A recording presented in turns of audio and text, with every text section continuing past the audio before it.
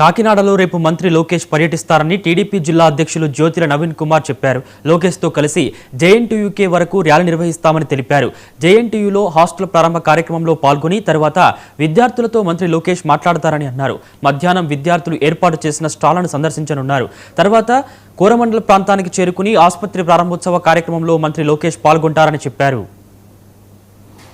9కి ఎయిర్పోర్ట్లో రిసీవ్ చేసుకుని 9:45కి జేఎన్టీ వరకు కూడా జేఎన్టీ వెళ్ళడం జరుగుతుంది. జేఎన్టీలో స్టూడెంట్స్ అందరితో కూడా ఇంటరాక్షన్ అయిన తర్వాత 1 o'clock వరకు కూడా జేఎన్టీలో ఆయన ప్రోగ్రామ్ కొనసాగుతుంది. అక్కడ స్టాల్స్ ఏదైతే స్టూడెంట్స్ ఉన్నారో వాళ్ళందరూ కూడా వాళ్ళ ఐడియాలజీని బట్టి ఒక స్టాల్స్ పెట్టడం జరిగింది.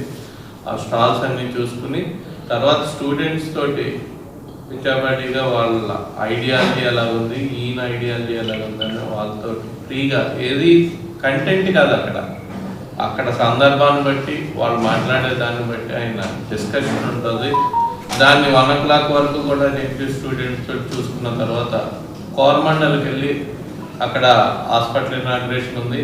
ఈ జేఎన్టీలో కూడా హాస్టల్ కట్టడం జరిగింది. రమారమి 109 రూములతోటి ఇంటర్నేషనల్ స్టాండర్డ్స్ తోటి అక్కడ హాస్టల్ కట్టడం జరిగింది. దాన్ని కూడా ఇనాగ్రేట్ చేస్తారు. ముందుగా అది చేసిన తర్వాత కోరమండల్కి వెళ్ళి అక్కడ హాస్పిటల్ ఇనాగ్రేట్ చేసుకుని అక్కడి నుంచి మళ్ళీ ఇక్కడ అచ్చంపేట దగ్గర ఏదైతే స్టే పెట్టామో రూరల్ మీటింగ్ పెడుతున్నామో అక్కడికి రావడం జరుగుతుంది. లంచ్ అయిన తర్వాత 3 గంటల నుంచి